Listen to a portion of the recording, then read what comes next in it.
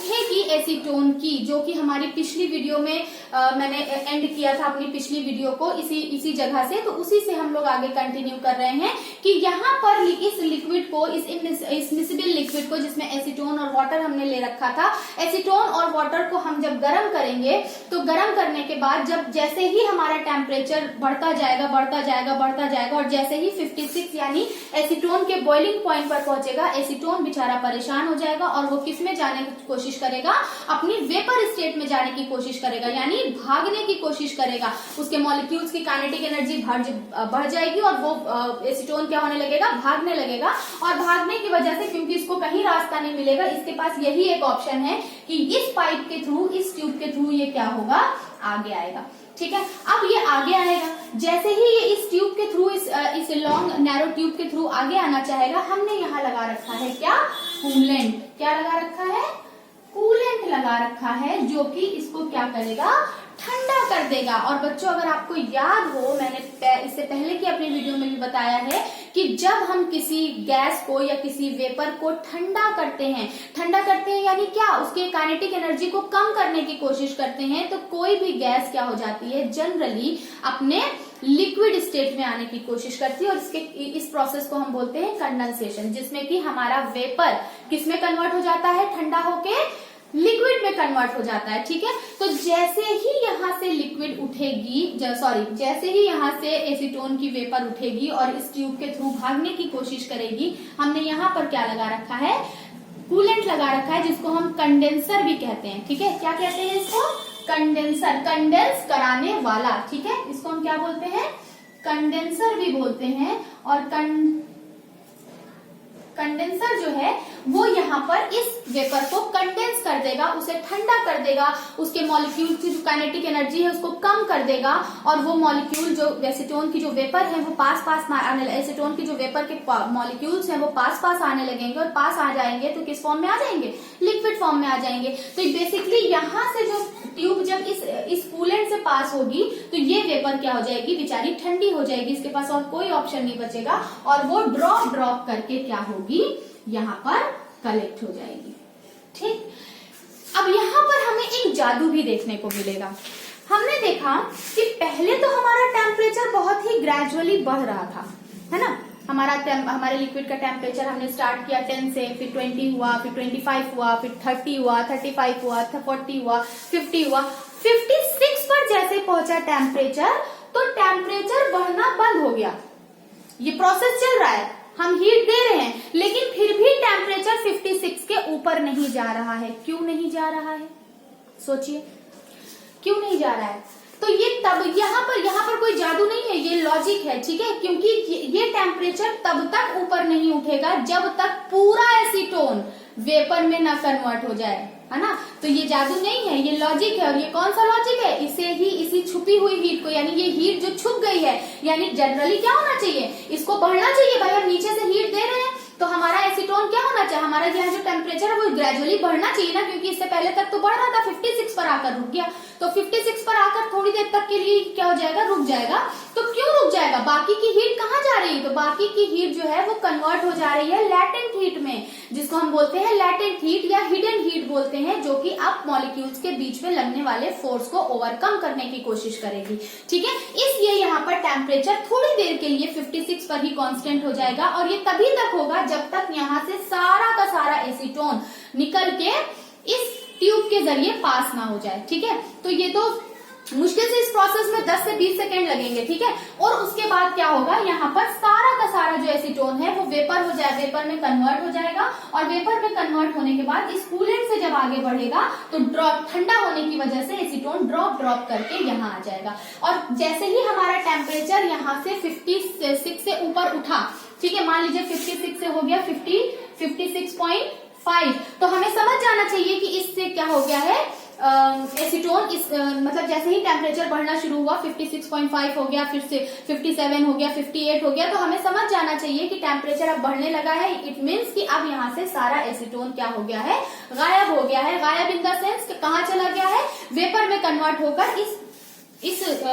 जो है टब में आ चुका है। तो हमें क्या कर देना है, अपने इस प्रोसेस को रोक देना है, और इस टब से हमें क्या कर लेना है, एसीटोन को वापस से कलेक्ट कर लेना है।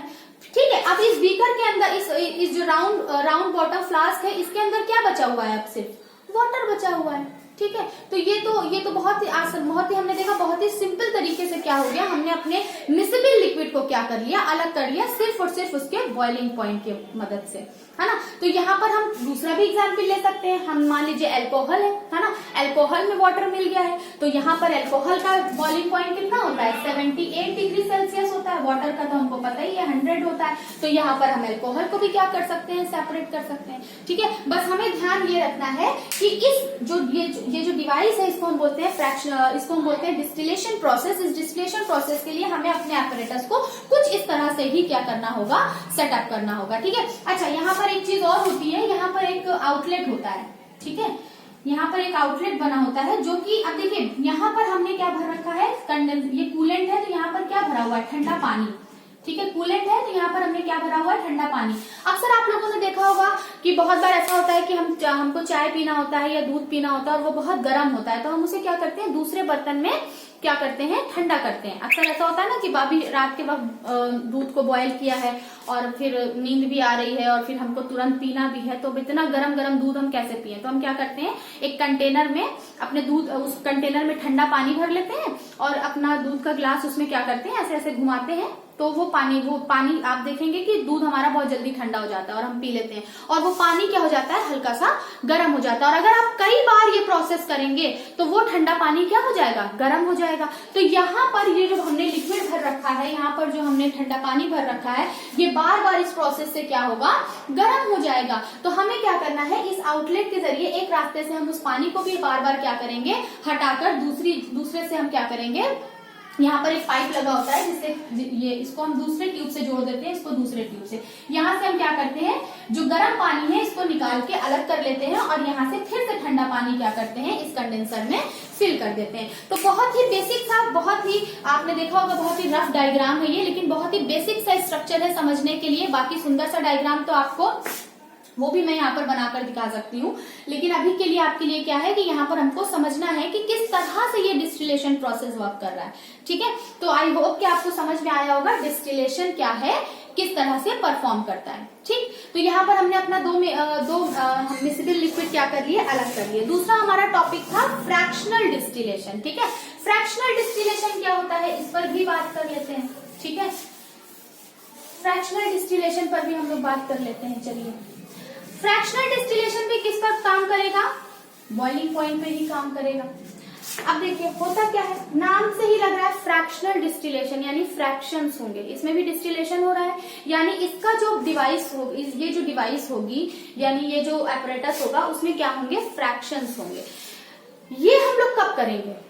देखिए, दोनों ही प्रोसेस कब करना है? जब मिसेबल लिक्विड हो, होमोजीनस मिक्सचर हो। एक तो हम लोग ने समझ लिया, इसमें क्या था? जब दो इमिसिबल लिक्विड आपस में मिक्स हो जाएं।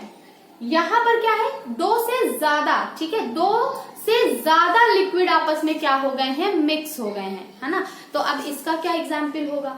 इसका एग्जाम्पल क्या होना चाहिए? इसका एग्जाम्पल होना चाहिए, ले लेते हैं हम लोग क्रूड ऑयल। ठीक है, जैसे कि हमारा पेट्रोलियम जो कच्चा तेल होता है, तो अगर हम एग्जाम्पल लें पेट्रोलियम का, जिसको हम बोलते हैं क्रूड ऑयल। ठीक है, जो हमारा क्रूड ऑयल होता है उसमें डिफरेंट क्या होते हैं? आपने देखा होगा डिफरेंट ऑयल होते हैं जो पेट्रोलियम में, जिसको हम क्या करते हैं? एक्सट्रैक्ट करके अलग करते हैं।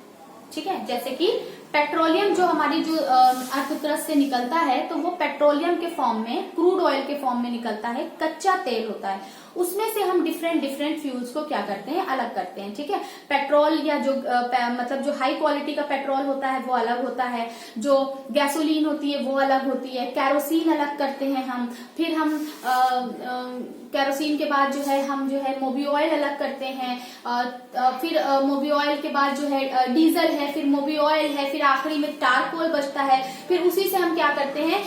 पेट्रोलियम जेली है, सेलोफिन है, प्लास्टिक है, ये सारी चीजें हमारी किससे बनके तैयार होती हैं? क्रूड ऑयल से, पेट्रोलियम से। तो पेट्रोलियम जो निकलता है उसमें तो हमने देखा कि कितने सारे लिक्विड आपस में मिक्स हैं। तो इसे हम क्या करेंगे, इसे हम डिस्टिलेशन से नहीं कर सकते अलग, है ना। इसके लिए हमको क्या चाहिए, फ्रैक्शनल डिस्टिलेशन चाहिए। और एक तो ये टॉपिक हो गया, मतलब एक तो ये बेस हो गया कि फ्रैक्शनल डिस्टिलेशन हम तब करेंगे जब 2 से ज्यादा लिक्विड आपस में मिक्स होंगे, ठीक है। दूसरा कि इनको ये जो फ्रैक्शनल डिस्टिलेशन है ये हाई टेम्परेचर पर काम करता है। देखिए यहाँ पर तो डिस्टिलेशन में हम अपने हिसाब से टेम्परेचर क्या कर लेते हैं, फिक्स कर लेते हैं, है ना, क्योंकि यहाँ पर जनरली हमारे पास बहुत हाई टेम्परेचर वाला कोई मिसिबल लिक्विड बनके तैयार नहीं हुआ है। बट फ्रैक्शनल डिस्टिलेशन हम तब यूज करते हैं जब हमें अपने लिक्विड को, अपने जो हमारा जो होमोजेनस मिक्सचर लिक्विड का तैयार हुआ है उसको बहुत हाई क्वालिटी की, बहुत हाई टेम्परेचर की हीट चाहिए होती है, तब हम क्या करते हैं, फ्रैक्शनल डिस्टिलेशन करते हैं। तो फ्रैक्शनल डिस्टिलेशन को भी मैं यहाँ पर बना के दिखा देती हूँ, वैसे ही रफ सा गंदा सा डायग्राम, ठीक है, समझिएगा, कोशिश करिएगा समझने की। तो यहाँ पर हम लोग क्या करते हैं, यहाँ पर एक पाइप होता है, ठीक है, इस तरह से एक पाइप होता है। इस पाइप को हम जोड़ देते हैं एक ट्यूब से, एक ट्यूब से जोड़ देते हैं, ठीक। और यहां पर हम लगा देते हैं, ये पाइप है, ठीक है, दैट इज पाइप। और यहां पर क्या लगी होती है, फर्नेस, इसको क्या बोलेंगे, ये फर्नेस है, ठीक। यहां से हम क्या करते हैं, अपना क्रूड ऑयल डालते हैं। यहां से हम क्या करेंगे, क्रूड ऑयल डालेंगे, कच्चा तेल डालेंगे, ठीक।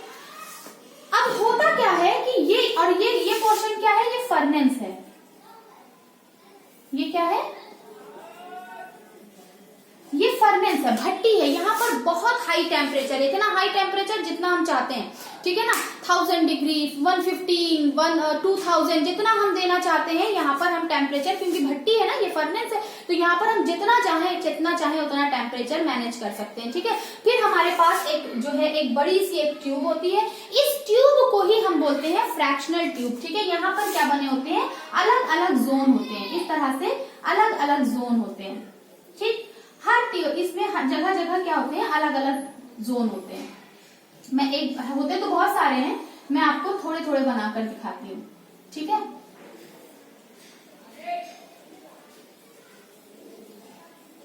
और यहाँ पर अलग अलग जोन होता है और हर जोन का अपना टेम्परेचर होता है, ठीक है। जैसे कि मान लीजिए यहाँ पर, मान लीजिए एग्जैक्ट, अभी मैं मतलब एग्जैक्ट मैं यहाँ पर नहीं बता रही हूँ, मान लीजिए यहाँ पर 500 डिग्री सेल्सियस है, यहाँ पर 300 डिग्री सेल्सियस है, यहाँ पर 200 डिग्री सेल्सियस है, ठीक है। इसको आप घटा बढ़ा भी सकते हैं अपनी रिक्वायरमेंट के हिसाब से, ठीक है, अपने रिक्वायरमेंट के हिसाब से हम इसको घटा बढ़ा भी सकते हैं। तो यहाँ पर हम क्या करेंगे, अपना क्रूड ऑयल डालेंगे। क्रूड ऑयल क्या होगा, यहाँ पर फर्नेस से हम क्या कर रहे हैं, इसके टेम्परेचर को मैनेज कर रहे हैं। और टेम्परेचर को मैनेज करने के बाद हम देखेंगे कि जैसे जैसे हमारा क्रूड ऑयल आगे बढ़ेगा, अलग अलग जोन में जाने पर अलग अलग जो हमारा फ्यूल है, यानी जो हमारा लिक्विड इस क्रूड ऑयल में है, फॉर एग्जाम्पल कि जैसे मान लीजिए जो हाई क्वालिटी का पेट्रोलियम है वो 200, उसका बॉइलिंग पॉइंट कितना है, 200 डिग्री सेल्सियस है। तो हम यहाँ पर इस वाले रास्ते से हम किसको अलग कर लेंगे, पेट्रोलियम को अलग कर लेंगे, पेट्रोल को अलग कर लेंगे, ठीक है। फिर इस वाले रास्ते से हम किसको अलग कर लेंगे, इस वाले रास्ते से हम अलग कर लेंगे केरोसिन को, ठीक है, केरोसिन को। इस वाले रास्ते से हम क्या कर लेंगे, गैसोलीन को, मोबी ऑयल को, डीजल को। इस तरह से हम डिफरेंट जोन से क्या कर लेंगे, अपने क्रूड ऑयल को उनके बॉइलिंग पॉइंट के बेसिस पर हम उन्हें अलग अलग क्या कर लेंगे, सेपरेट कर लेंगे। तो बच्चों आप लोगों ने देखा यहाँ पर कि किस तरह से हम अपने मिसिबल लिक्विड को क्या कर पा रहे हैं, अलग कर पा रहे हैं। डिफरेंट हमारे पास टेक्निक्स हैं, ठीक है। तो बेसिकली हम क्या करेंगे, हमारा मिसिबल लिक्विड जो है वो मिसिबल लिक्विड दो तरह किस पर काम करेगा, डेंसिटी से लगभग सेम होने की वजह से मिक्स हो जाएगा, जिसका कि बॉइलिंग पॉइंट के बेसिस पर हम उसे क्या कर लेंगे, अलग कर लेंगे। अगर दो मिसिबल लिक्विड हैं, दो लिक्विड हैं और बहुत लो टेम्परेचर, मतलब कि बहुत ज्यादा टेम्परेचर नहीं बढ़ाना है, तो नॉर्मली हम इसको लैब में डिस्टिलेशन से अलग कर लेंगे, और नहीं तो फिर इंडस्ट्री लेवल पर ये जो हमारा फ्रैक्शनल डिस्टिलेशन है ये हमारा जनरली यूज होता है कहाँ पर, इंडस्ट्रियल लेवल पर अलग होता है, यूज किया जाता है, जहां पर हम जनरली पेट्रोलियम को क्या करते हैं, फ्रैक्शनल डिस्टिलेशन के थ्रू सेपरेट करते हैं। डिफरेंट डिफरेंट जो हमारे फ्यूल्स होते हैं, कैरोसिन है, पेट्रोल है, डीजल है, मोबी ऑयल है, उनको हम यहाँ पर अलग अलग फ्रैक्शंस के अकॉर्डिंग क्या कर लेंगे, देख लेंगे। तो बेसिकली हम लोगों ने यहाँ पर देखा कि डिफरेंट डिफरेंट जो है हमारे पास टेक्निक्स हैं हमारे, चाहे हमारा लिक्विड मिसिबल हो, चाहे हमारा लिक्विड इमिसिबल हो, हम उसे क्या कर लेंगे, अलग कर लेंगे। अच्छा, एक और छोटी सी हमारे पास टेक्निक है जिसे हम कहते हैं कॉम्बिनेशन मेथड। ठीक है, कॉम्बिनेशन मेथड।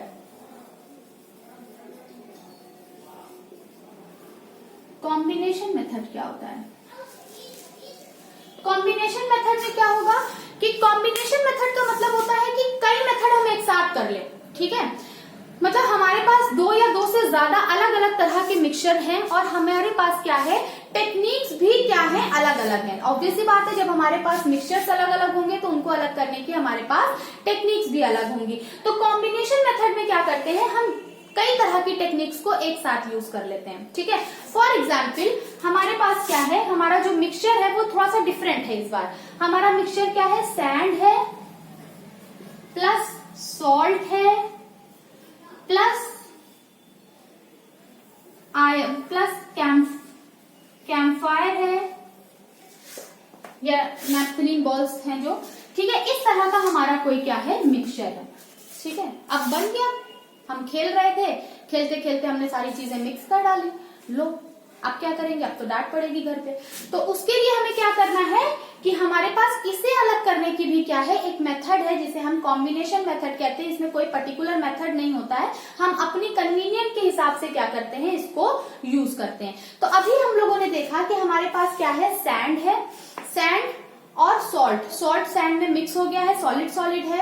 कैम्फायर क्या है, वो भी लगभग पाउडर फॉर्म में है, सॉलिड है। तो ये तीनों क्या है, एक पाउडरी सब्सटेंस बनाया हुआ है।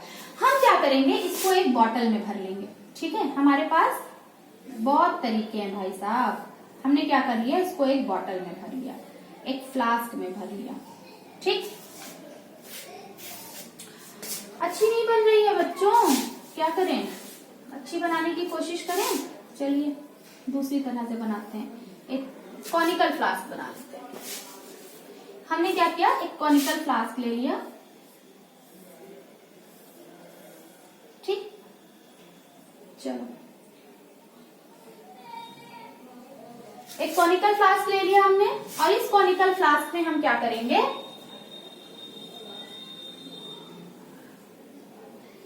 अपने इस मिक्सचर को हमने क्या कर लिया, भर लिया।